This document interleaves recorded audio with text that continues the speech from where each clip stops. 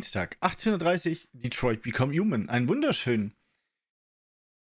Ja, es ist Dienstag. Morgen ist Mittwoch, Bergfest. Yay. Aber vorher müssen wir noch ein bisschen Detroit spielen.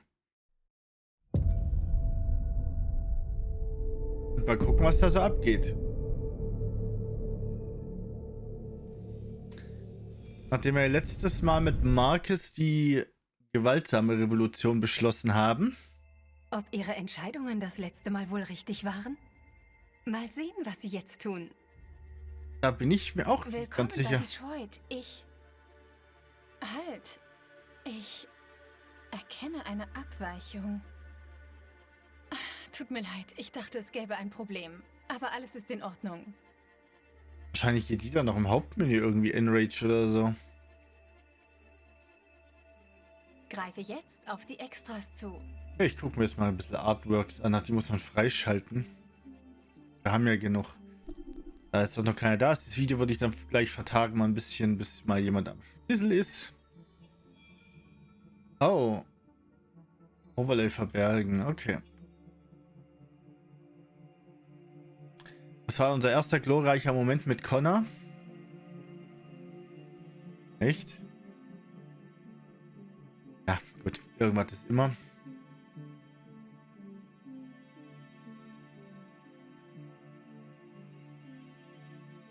Okay, das sieht auf den gezeichneten Bildern nochmal anders krass aus, finde ich irgendwie. Los.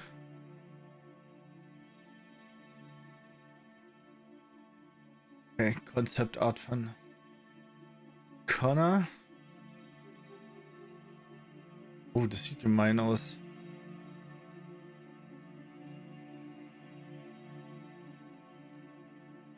Der Dude sieht auf jeden Fall aus, als ob er Bock hätte.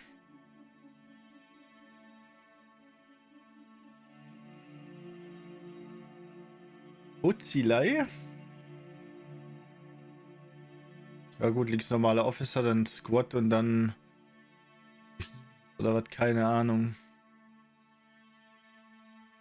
Ja, 1 Knarre.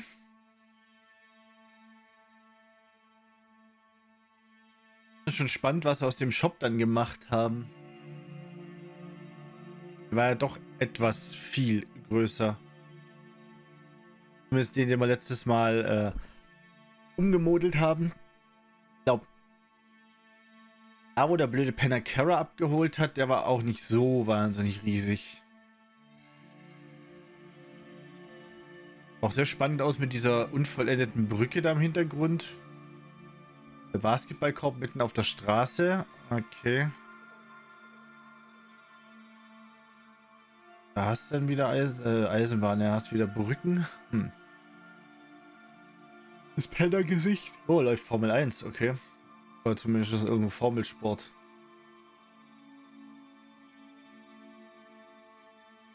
Genau, ist der andere Blickwinkel übers Sofa dann quasi nach hinten. Bisschen aus wie im Schweinestall. Stelle ist ihre Zeltstadt.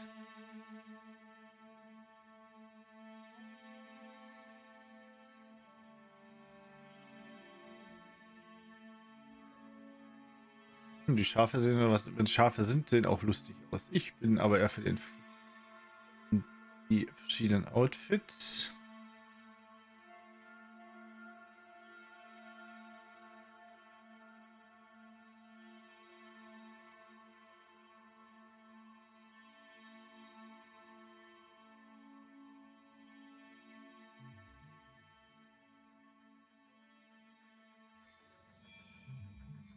Mal gucken, was haben wir denn noch? Soundtrack. Ne, das lassen wir lieber. Oder? Ne, ich glaube, das lassen wir mal lieber. Magazine. Ja, gut, das sind wahrscheinlich die wir jetzt schon gehabt haben im Game.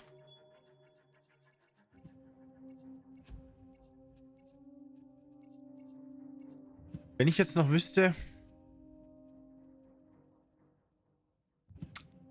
in der Hütte von Slatko, warte, ich da mal überlegen, War eine Zeitung. Habe ich die alle aufgenommen? Wenn, dann müsste die auch hier stehen. Aber ich weiß nicht mehr, was es für eine war. Kann es jetzt beim besten Willen nicht mehr sagen. Hi, Domi. Dann könnte man die nachträglich sich nochmal angucken, aber keine Ahnung. Ich weiß nicht mehr, welche es ist oder war oder... Was geht?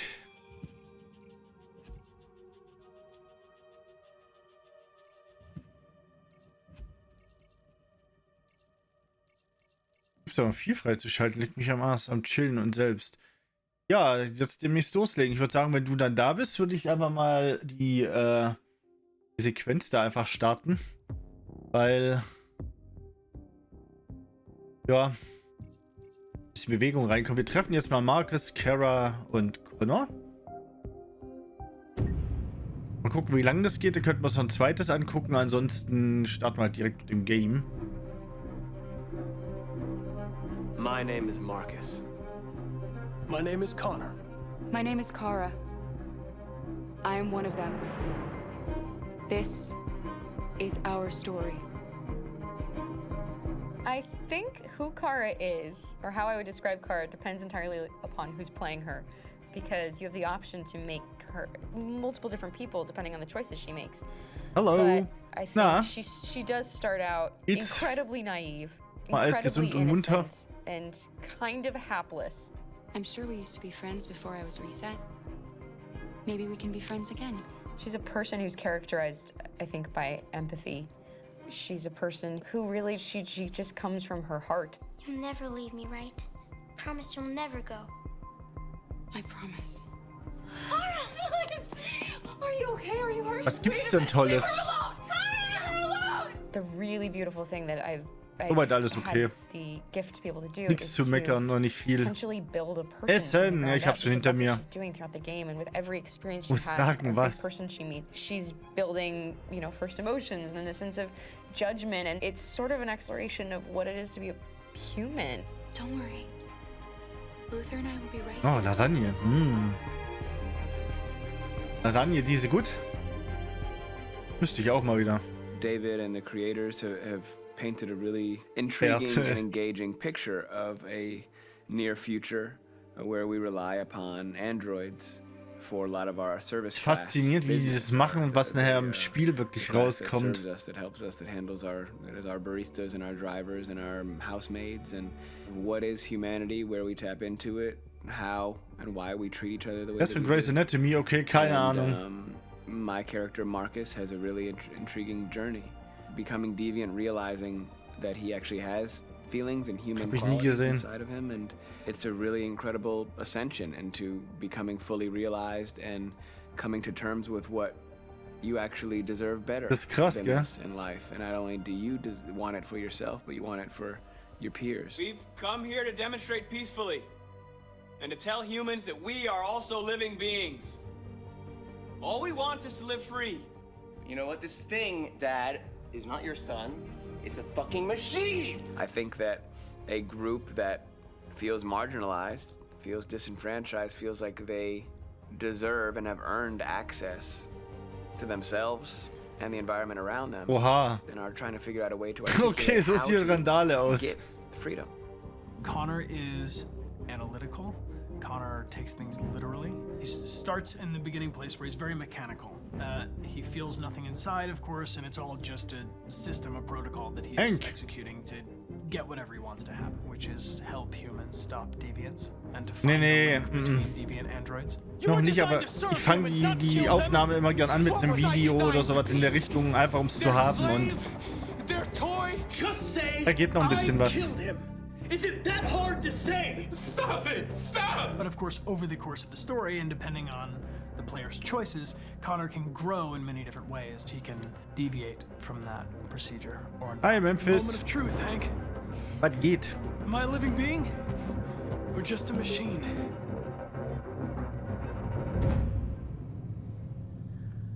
Nein, ich fange die Session immer mit Sachen an.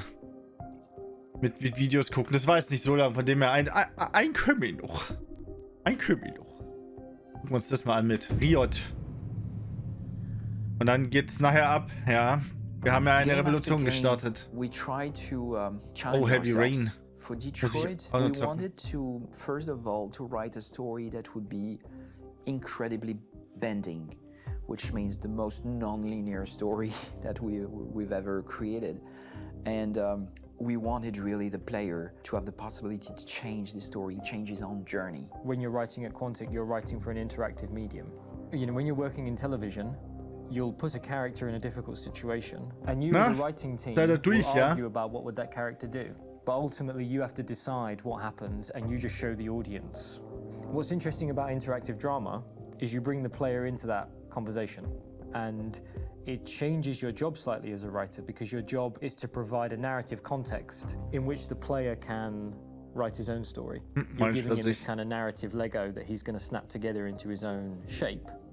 You also have the ability to make your audience attach themselves to your characters, because the audience is in some sense responsible for what happens to the characters. It's just a few cans. Come on, let's go.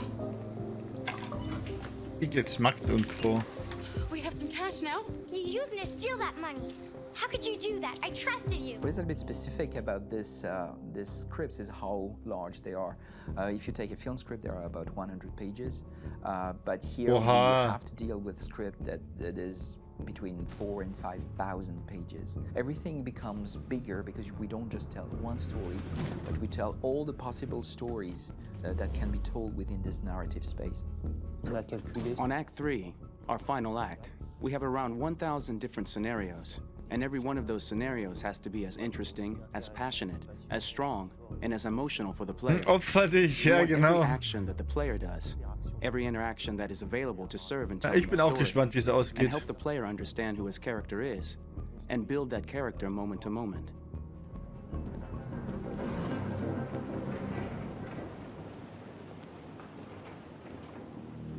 Ah ja.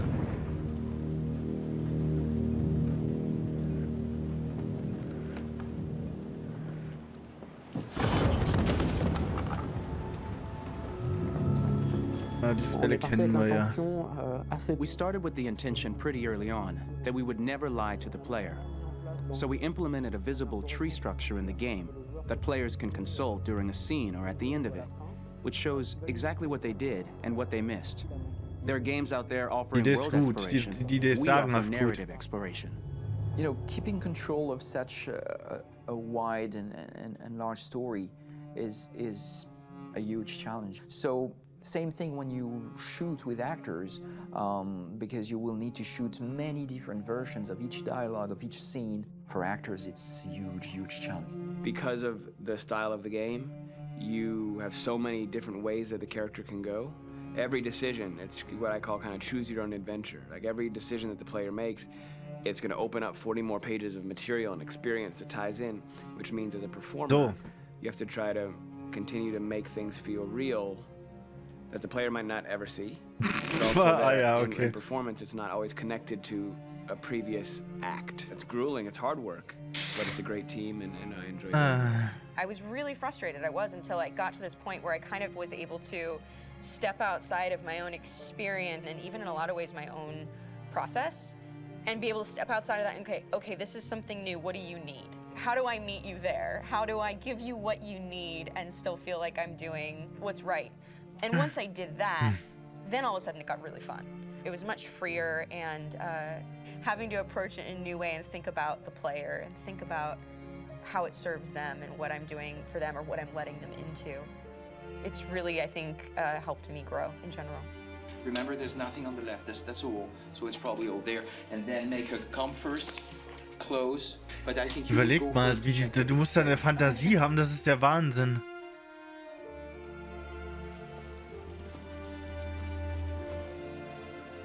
The most enjoyable thing about working in performance capture on this kind of project is that if I shot a film, I would get to do one of these endings. I get to do so many different things as Connor. Your head goes all over the place because you're trying to keep track of basically 4 different storylines for each different response. What's the name of my dog? Buddy? Scout. Sumo? I think it's Jack. I can't remember. So I worked with physicality a lot because it was a good way to anchor myself in these different rings of the tree. As the story grows out, I know where that is physically in my body, and then I can switch more continually on set, and it'll be entirely up to the player to determine what order those things come out and what they look like from a distance. Like if you're playing through it, the culmination of all of that will be their version of Connor. I'm faster than you, and I don't feel pain. You don't stand a chance against me. Listen, asshole. If it was up to me, I'd throw the lot of you in a dumpster and light a match to it. Tourner les scènes d'action. Shooting action scenes at Quantic Dream is a real challenge, because these are scenes where the storytelling has to continue. It's not an action scene just to have a dose of adrenaline.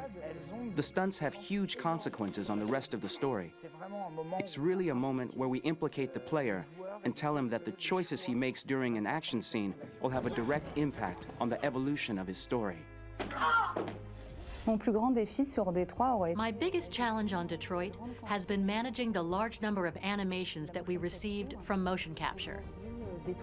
Detroit features more than 37,000 animations, which is a huge amount to handle on a daily basis. You have to realize that the player, in his first playthrough, will miss certain scenes. This also means that we had to think of, conceive, and produce all the potential story paths. The characters' costumes, the places, day and night. Placement war das gerade absolut Wodka. Did the character get shot in the shoulder? Did he get injured? All this consistency forced us to produce a lot of graphic assets in order to, quite simply, allow the player to have true continuity throughout the story.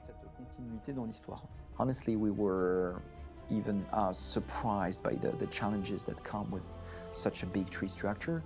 And we did our best to guarantee quality across all the game and make sure that whatever path you choose within this narrative space, you will have an equally good experience. Das war absolut Wodka, stand doch drauf. Ich habe doch die Flasche erkannt, oder ich meine es gelesen zu haben. Gut. Haben wir da halt 2 kurze Videos gehabt.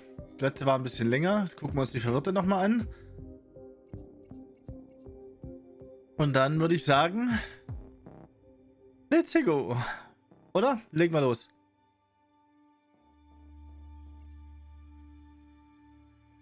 Oder nicht? Nee. Was ist denn jetzt das Ding hin?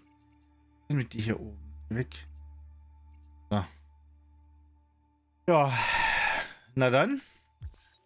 Warten Sie. Sind Sie sicher, dass Sie fortfahren wollen? Nee, das Spiel ist jetzt vorbei. Vielleicht sollten wir besser nichts verändern.